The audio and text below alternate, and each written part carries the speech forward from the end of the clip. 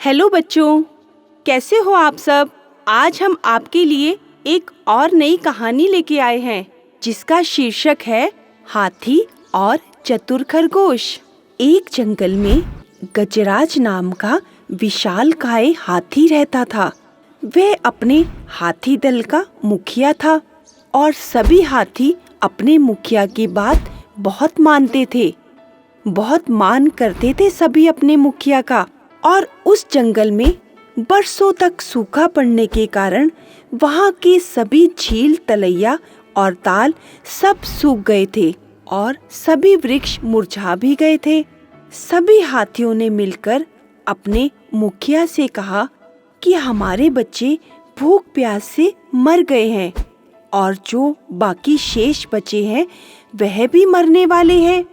इसीलिए हमें सबको मिलकर कुछ करना चाहिए और हम सबको किसी बड़े तालाब की खोज करनी चाहिए।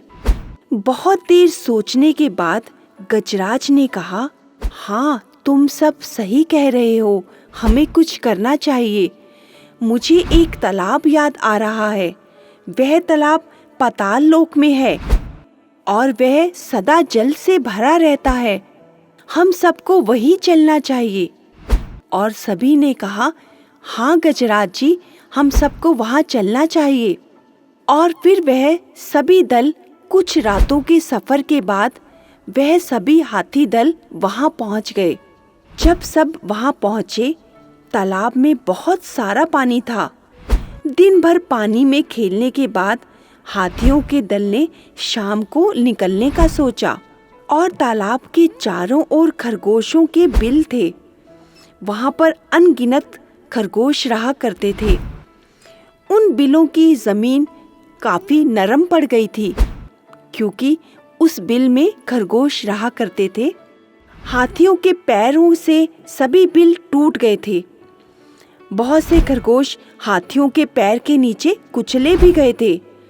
बहुत से तो मर भी गए बेचारे। हाथियों के वापस चले जाने के बाद बिलों में रहने वाले खरगोश शत विशत हो गए, काफी लहूलुहान भी हो गए और कई खरगोशों के घर टूट गए। सारी मिट्टी उलट-पुलट हो गई और सभी जगह उथल-पुथल मच गई। अब सभी खरगोश मिलकर अपने मुखिया के पास पहुंचे और उन्होंने कहा कि यहाँ अगर ये हाथी रोज यहाँ पर आएंगे तो हमारे घर तो टूट जाएंगे और हमारे बच्चे सभी मर जाएंगे। और आसपास कहीं भी जल ना होने के कारण अब ये हाथी रोज इसी तालाब में आया करेंगे और उनके यहाँ आने से हमारे बिलों को वह रोज रौंदा करेंगे और इसी प्रकार 2-4 दिनों में तो सभी खरगोशों का वंश नाश हो जाएगा। हाथियों का स्पर्श तो इतना भयंकर है कि उससे बच पाना बहुत मुश्किल है। इस संकट से बचने का उपाय सोचा जाए। उन्होंने अपने मुखिया के आगे ये सारी बातें रखी। तभी उनके मुखिया ने सोचते सोचते एक सुझाव रखा।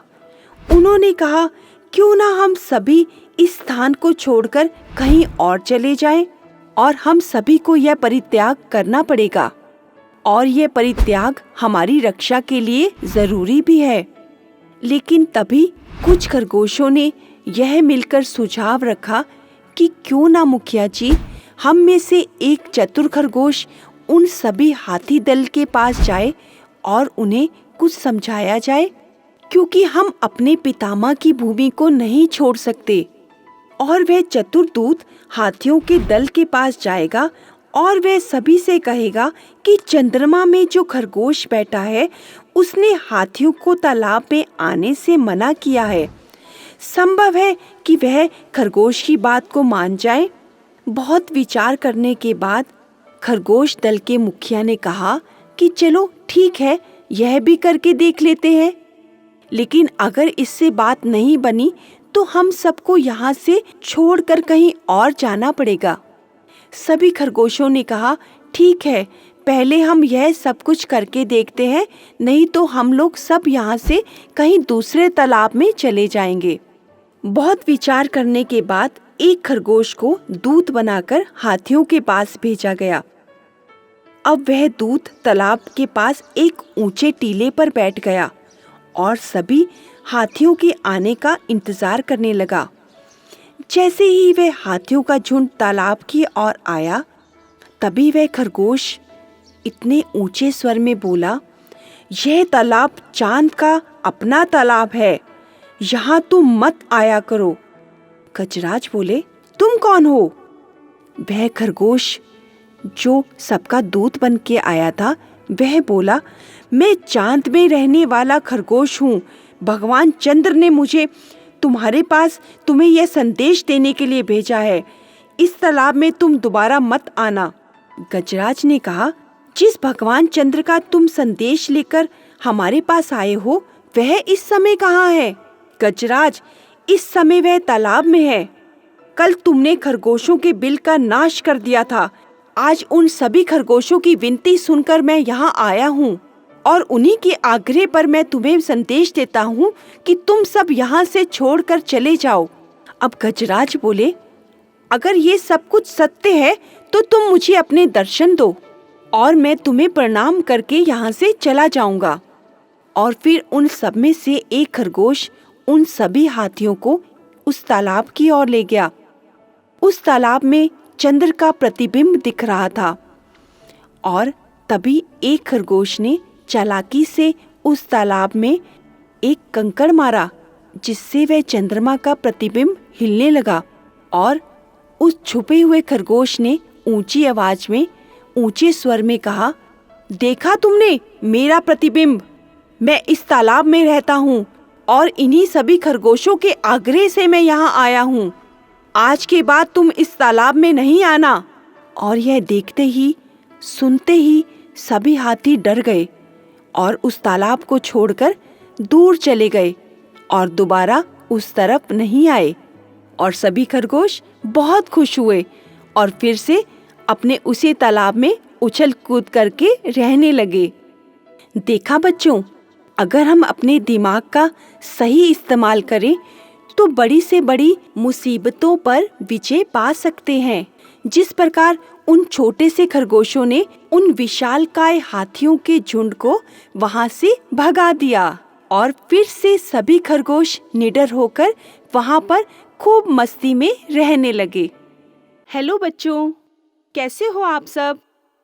आज हम आपके लिए एक और नई कहानी लेके आए हैं, जिसका शीर्षक है मित्रता। सुंदर वन में आम का एक बहुत पुराना वृक्ष था। उस वृक्ष पर कालू राम का एक कौवा रहा करता था। उस वृक्ष पर जब आम के फल लगते तो कालू बहुत स्वाद से वो आम के फल खाता। सभी पक्षी बहुत स्वाद लगाकर उस आम को खाते। उस वृक्ष के नीचे एक हिरन आया करता था, जिसका नाम हीरक था। अक्सर वह हिरन उस पेड़ के नीचे हरी भरी झाड़ियां खाने के लिए आता। धीरे धीरे करते करते कालू और हीरक में मित्रता होने लगी। सभी पक्षी बहुत खुशी होकर उन दोनों को देखा करते थे। कालू भी अपने पेड़ के मीठे मीठे आम हीरक को खिलाता और बच्चों, पता है, इसके बदले में हीरक भी उसको अपनी पीठ पर बिठाकर सारे जंगल की सैर कराता था। दोनों बहुत खुशी खुशी जंगल में रहते थे। जब वह अपनी पीठ पर उसको बिठाकर जाता था तो एक लोमड़ी छुप छुप कर उसको देखा करती थी। ऐसे देखते हुए एक दिन कालू ने उस लोमड़ी को देखा। उसे कुछ गड़बड़ सी लगा इस लोमड़ी की नीयत ठीक नहीं लगती मुझे। उसने हीरक को समझाने की कोशिश की। बोला, हीरक, कृपया करके इस लोमड़ी से सावधान रहना, मुझे इसकी चाल में कुछ गड़बड़ लगती है। हीरक बेचारा भोला भाला सा बोला, नहीं कालू भैया, क्यों घबराते हो? मैं इसकी बातों में आने वाला नहीं हूँ। कालू ने बोला, नहीं हीरक, मैंने तुम्हें सावधान किया है, तुम इसकी चाल को नहीं समझ पाओगे। मैं इसकी चालाकी समझता हूँ, बस तुम ध्यान रखना और थोड़ा इससे दूर ही रहना। हीरक ने कालू को समझाया, नहीं भैया, आप मेरी चिंता मत कीजिए, मैं ध्यान रखूंगा। समय बीतता गया और वही दिनचर्या दोनों की। एक दिन वह लोमड़ी छुप छुप के हीरक को देख रही थी। उसने देखा आज हीरक के आसपास कालू नजर नहीं आ रहा, तो चलती हूँ, हीरक को उल्लू बनाया जाए। वह हीरक के पास आई और बोली, हीरक, तुम्हें पता है, मैंने उस नदी के पास बहुत अच्छी अच्छी झाड़ियाँ देखी हैं, बहुत कोमल कोमल झाड़ियाँ, बहुत अच्छी अच्छी हरी हरी घास लगी है वहाँ। चलोगे? देखी है तुमने वहाँ घास और झाड़ियाँ? हीरक बोला, नहीं, मैंने तो नहीं देखी। और तुम कब से घास और झाड़ियाँ खाने लगी? तो लोमड़ी बहुत ही धीमे स्वर में, बहुत नादान बनकर बोली, तुम्हें नहीं पता, मेरे दांत टूट चुके हैं, मैं मांस नहीं खाती, बस यही हरी भरी घास खाकर जी रही हूँ। और हीरक को अपनी मीठी मीठी बातों में फंसाने लगी। हीरक बहुत ही भोला हिरन था और उसकी बातों में आ गया। लोमड़ी बोली, कल चलोगे मेरे साथ हरी भरी घास और झाड़ियाँ खाने? मैं ले चलूंगी तुम्हें। तो हीरक बोला, हाँ ठीक है, कल मैं तुम्हारे साथ चलूंगा। अब अगले दिन लोमड़ी ताक लगाकर बैठी थी कि कौवा हिरन से दूर हो जाए तो मैं उसके पास चली जाऊं। जैसे ही कालू पेड़ से उड़ा, लोमड़ी ताक लगाकर बैठी थी और झट से हीरक के पास चली गई और बोली, हीरक, चले उस नदी के पास हरी भरी झाड़ियाँ खाने चलते हैं। अब हीरक उसके साथ चलने को तैयार हो गया। उस नदी के पास कुछ समय पहले ही शिकारियों ने जाल बिछाया था और उस जाल को लोमड़ी देख चुकी थी। उसे लगा, अगर इस जाल में हीरक फंस जाएगा तो मुझे फायदा हो जाएगा और मुझे हीरक को फंसाने में कुछ ज्यादा मेहनत भी नहीं करनी पड़ेगी। अब लोमड़ी चालाकी से हीरक को उसी दिशा की ओर ले चली जहाँ पर शिकारियों ने जाल बिछाया हुआ था। जैसे ही उस पेड़ के नीचे जहाँ जाल बिछा था, लोमड़ी हीरक को लेके गई। अचानक से हिरन का पैर फंसा और वह जाल में फंस गया। जैसे ही जाल में फंसा, लोमड़ी के तो मुंह में पानी भर आया। अब गया हिरन, अब तो मैं इसे चबा चबा के खा जाऊंगी। जैसे ही हीरक जाल में फंसा, हीरक ने लोमड़ी को बोला, मेरी मदद करो, मुझे इस जाल से बाहर निकालो। लोमड़ी तुरंत अपना सा मुंह लेकर बोली, तुम्हें बोला तो था हीरक, मेरे दांत टूट चुके हैं, अब मैं ये जाल नहीं काट सकती, मैं तो बस हरी भरी घास खाकर ही जिंदा हूँ। कैसे काटूंगी मैं इस जाल को? मैं तो इस जाल को नहीं काट सकती क्योंकि मेरे सारे दांत टूट चुके हैं, मैं तो सिर्फ हरी भरी घास खाकर ही जिंदा हूँ। अब हीरक बहुत परेशान होने लगा और उस जाल से निकलने की कोशिश करने लगा, लेकिन वह जाल में बुरी तरह से फंस चुका था और कोई भी कोशिश उसकी कामयाब नहीं हो पा रही थी। अब वह किसी भी कोशिश में कामयाब नहीं हो पा रहा था। हार कर उसने अपने मित्र कालू को पुकारा, कालू, कालू कहाँ हो तुम? मुझे बचाओ मित्र, मैं फंस चुका हूँ। तभी कालू उस ओर से निकला। उसने देखा, अरे ये मेरा मित्र कहाँ फंस गया। जब उसने पेड़ के पीछे लोमड़ी को खड़े हुए देखा तो वह उसकी चाल को समझ गया। उसने सभी कौओं को पुकार पुकार कर सभी जंगल के कौओं को इकट्ठा कर लिया और चोंच मार मार कर लोमड़ी को वहां से पहले भगाया। और लोमड़ी घायल अवस्था में वहां से दौड़ी। उसे लगा, आज तो मुझे ये कौवे सब मार ही डालेंगे। अब बात थी हीरक को बचाने की। कालू ने काफी कोशिश की, लेकिन वह उस हीरक को बाहर नहीं निकाल सका। लेकिन फिर भी उसने अपने मित्र की मदद की। उसने उसको बोला, देखो हीरक, मैं तुम्हें एक योजना बताता हूँ। कल जब ये शिकारी जाल में से तुम्हें निकालने आएगा तो तुम बस एक तरकीब करना, तुम अपनी सांस को रोक लेना। मैं तुम्हें पुकार कर बता दूंगा कि शिकारी आ रहा है। बस थोड़ी देर के लिए तुम अपनी सांसों को रोकना, और जैसे ही तुम्हारी रुकी हुई सांसों को शिकारी देखेगा तो उसे लगेगा कि तुम मर चुके हो। अब हीरक को सारी बात समझ में आ गई। उसने बोला, ठीक है कालू, मैं वही करूँगा जो तुम कहोगे। अब अगला दिन आया। कालू ने देखा कि शिकारी आ रहा है। उसने हीरक को आवाज लगाकर बोला, हीरक, सावधान हो जाओ, शिकारी आने वाला है और जैसे योजना हमने बनाई थी तुम्हें वही करना है। हीरक बोला, ठीक है कालू, मैं वही करूँगा जो तुमने बताया था। अब जैसे ही शिकारी हीरक के नजदीक आया, हीरक ने तुरंत अपनी सांसों को रोक लिया और जैसे ही शिकारी ने देखा, अरे ये हिरन तो मर चुका है, अब ये मेरे किस काम का, कहीं और जाल बिछाता हूँ। ये हिरन तो मेरे किसी काम नहीं आएगा, इसे जाल से निकालूं और कहीं और जाकर जाल बिछाऊं। जैसे ही उस शिकारी ने हीरक को जाल से बाहर निकाला, तुरंत छलांग लगाकर हिरन वहां से दौड़ने लगा। उस शिकारी ने हैरान होकर हिरन की तरफ देखा, अरे यह तो जिंदा था, इसने मुझे उल्लू बनाया। और कालू पेड़ पर बैठकर सब देख रहा था। वह बहुत खुश हो रहा था कि आज मेरे मित्र की जान बच गई। देखा बच्चों, मित्र ने अपने हीरक की जान बचा ली। यही होता है, जब हम दुष्ट लोगों की संगत करते हैं तो वह हमें बुरी संगत की ओर लेकर जाते हैं, और अच्छे लोगों की संगत करने से हमें अच्छा फल मिलता है। हेलो बच्चों, कैसे हो आप सब?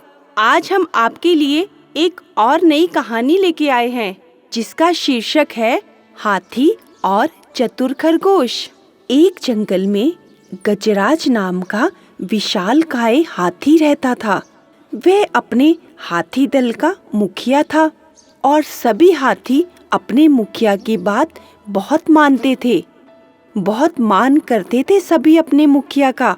और उस जंगल में बरसों तक सूखा पड़ने के कारण वहाँ के सभी झील, तलैया और ताल सब सूख गए थे और सभी वृक्ष मुरझा भी गए थे।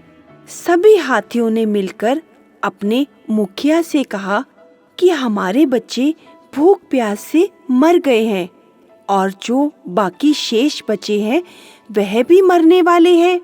इसीलिए हमें सबको मिलकर कुछ करना चाहिए और हम सबको किसी बड़े तालाब की खोज करनी चाहिए। बहुत देर सोचने के बाद गजराज ने कहा, हाँ, तुम सब सही कह रहे हो, हमें कुछ करना चाहिए। मुझे एक तालाब याद आ रहा है। वह तालाब पाताल लोक में है और वह सदा जल से भरा रहता है। हम सबको वहीं चलना चाहिए। और सभी ने कहा, हाँ गजराज जी, हम सबको वहाँ चलना चाहिए। और फिर वह सभी दल कुछ रातों के सफर के बाद वह सभी हाथी दल वहाँ पहुँच गए। जब सब वहाँ पहुँचे, तालाब में बहुत सारा पानी था। दिन भर पानी में खेलने के बाद हाथियों के दल ने शाम को निकलने का सोचा और तालाब के चारों ओर खरगोशों के बिल थे। वहाँ पर अनगिनत खरगोश रहा करते थे। उन बिलों की जमीन काफी नरम पड़ गई थी क्योंकि उस बिल में खरगोश रहा करते थे। हाथियों के पैरों से सभी बिल टूट गए थे। बहुत से खरगोश हाथियों के पैर के नीचे कुचले भी गए थे। बहुत से तो मर भी गए बेचारे। हाथियों के वापस चले जाने के बाद बिलों में रहने वाले खरगोश शत विशत हो गए, काफी लहूलुहान भी हो गए और कई खरगोशों के घर टूट गए। सारी मिट्टी उलट-पुलट हो गई और सभी जगह उथल-पुथल मच गई। अब सभी खरगोश मिलकर अपने मुखिया के पास पहुंचे और उन्होंने कहा कि यहाँ अगर ये हाथी रोज यहाँ पर आएंगे तो हमारे घर तो टूट जाएंगे और हमारे बच्चे सभी मर जाएंगे। और आसपास कहीं भी जल ना होने के कारण अब ये हाथी रोज इसी तालाब में आया करेंगे और उनके यहाँ आने से हमारे बिलों को वह रोज रौंदा करेंगे और इसी प्रकार 2-4 दिनों में तो सभी खरगोशों का वंश नाश हो जाएगा। हाथियों का स्पर्श तो इतना भयंकर है कि उससे बच पाना बहुत मुश्किल है। इस संकट से बचने का उपाय सोचा जाए। उन्होंने अपने मुखिया के आगे ये सारी बातें रखी। तभी उनके मुखिया ने सोचते सोचते एक सुझाव रखा। उन्होंने कहा, क्यों ना हम सभी इस स्थान को छोड़कर कहीं और चले जाएं और हम सभी को यह परित्याग करना पड़ेगा और यह परित्याग हमारी रक्षा के लिए जरूरी भी है। लेकिन तभी कुछ खरगोशों ने यह मिलकर सुझाव रखा कि क्यों ना मुखिया जी, हम में से एक चतुर खरगोश उन सभी हाथी दल के पास जाए और उन्हें कुछ समझाया जाए, क्योंकि हम अपने पितामह की भूमि को नहीं छोड़ सकते। और वह चतुर दूत हाथियों के दल के पास जाएगा और वह सभी से कहेगा कि चंद्रमा में जो खरगोश बैठा है उसने हाथियों को तालाब में आने से मना किया है। संभव है कि वह खरगोश की बात को मान जाए। बहुत विचार करने के बाद खरगोश दल के मुखिया ने कहा कि चलो ठीक है, यह भी करके देख लेते हैं। लेकिन अगर इससे बात नहीं बनी तो हम सबको यहाँ से छोड़कर कहीं और जाना पड़ेगा। सभी खरगोशों ने कहा, ठीक है, पहले हम यह सब कुछ करके देखते हैं, नहीं तो हम लोग सब यहाँ से कहीं दूसरे तालाब में चले जाएंगे। बहुत विचार करने के बाद एक खरगोश को दूत बनाकर हाथियों के पास भेजा गया। अब वह दूत तालाब के पास एक ऊंचे टीले पर बैठ गया और सभी हाथियों के आने का इंतजार करने लगा। जैसे ही वह हाथियों का झुंड तालाब की ओर आया, तभी वह खरगोश इतने ऊंचे स्वर में बोला, यह तालाब चांद का अपना तालाब है, यहाँ तुम मत आया करो। गजराज बोले, तुम कौन हो? वह खरगोश जो सबका दूत बन के आया था, वह बोला, मैं चांद में रहने वाला खरगोश हूँ। भगवान चंद्र ने मुझे तुम्हारे पास तुम्हें यह संदेश देने के लिए भेजा है। इस तालाब में तुम दोबारा मत आना। गजराज ने कहा, जिस भगवान चंद्र का तुम संदेश लेकर हमारे पास आए हो, वह इस समय कहाँ है? गजराज, इस समय वह तालाब में है। कल तुमने खरगोशों के बिल का नाश कर दिया था। आज उन सभी खरगोशों की विनती सुनकर मैं यहाँ आया हूँ और उन्हीं के आग्रह पर मैं तुम्हें संदेश देता हूँ कि तुम सब यहाँ से छोड़कर चले जाओ। अब गजराज बोले, अगर ये सब कुछ सत्य है तो तुम मुझे अपने दर्शन दो और मैं तुम्हें प्रणाम करके यहाँ से चला जाऊंगा। और फिर उन सब में से एक खरगोश उन सभी हाथियों को उस तालाब की ओर ले गया। उस तालाब में चंद्र का प्रतिबिंब दिख रहा था और तभी एक खरगोश ने चालाकी से उस तालाब में एक कंकड़ मारा, जिससे वह चंद्रमा का प्रतिबिंब हिलने लगा। और उस छुपे हुए खरगोश ने ऊंची आवाज में ऊंचे स्वर में कहा, देखा तुमने मेरा प्रतिबिंब? मैं इस तालाब में रहता हूँ और इन्हीं सभी खरगोशों के आग्रह से मैं यहाँ आया हूँ। आज के बाद तुम इस तालाब में नहीं आना। और यह देखते ही सुनते ही सभी हाथी डर गए और उस तालाब को छोड़कर दूर चले गए और दोबारा उस तरफ नहीं आए। और सभी खरगोश बहुत खुश हुए और फिर से अपने उसी तालाब में उछल कूद करके रहने लगे। देखा बच्चों, अगर हम अपने दिमाग का सही इस्तेमाल करें तो बड़ी से बड़ी मुसीबतों पर विजय पा सकते हैं।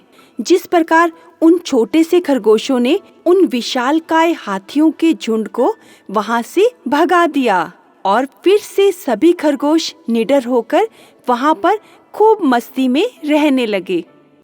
हेलो बच्चों, कैसे हो आप सब?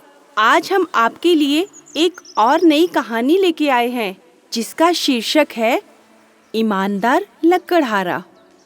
एक गांव में एक लकड़हारा रहता था। उसका नाम श्याम था।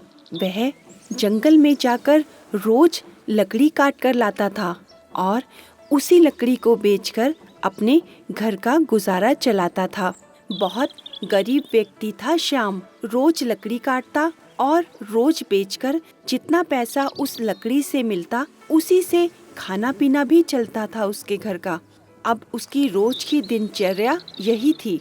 एक दिन शाम लकड़ी काटने के लिए फिर से जंगल में गया और पेड़ पर चढ़कर लकड़ी काटने लगा। अब काफी देर हो चुकी थी उसे लकड़ी काटते हुए। तभी अचानक क्या हुआ, उसके हाथ से उसकी कुल्हाड़ी छूटकर पानी के अंदर गिर गई। बेचारा लकड़हारा एकदम हैरान परेशान हो गया। ये क्या हुआ, मेरी कुल्हाड़ी पानी में गिर गई। कुछ देर तो उसे समझ में नहीं आया कि मुझसे अचानक ये कैसे हो गया। बेचारा परेशान होने लगा और काफी सुबक सुबक कर रोने लगा। मेरा एक ही सहारा था, यह कुल्हाड़ी वो भी मुझसे छूटकर पानी में गिर गई। अब मैं अपने घर का गुजारा कैसे चलाऊंगा? क्या बोलूंगा अपने बच्चों को और बीवी को घर जाकर क्या बताऊंगा कि आज मेरी कुल्हाड़ी पानी में गिर गई थी? यह सोच सोचकर बेचारा श्याम सुबक सुबक कर रोने लगा।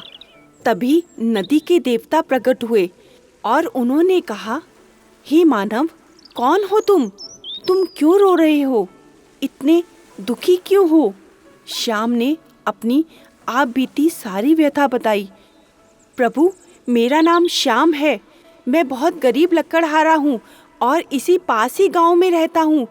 मैं यही लकड़ी काट कर बेचता हूँ और फिर जो पैसे मिलते हैं उससे मैं अपने घर का गुजारा चलाता हूँ और वही कुल्हाड़ी मेरी पानी में गिर गई है, इसीलिए मैं रो रहा हूँ।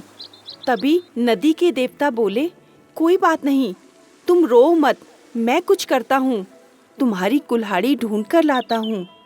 और फिर वह नदी के देवता पानी में डुबकी लगाकर अंदर चले गए और थोड़ी देर प्रतीक्षा करने के बाद वह बाहर आए और उनके हाथ में एक कुल्हाड़ी थी।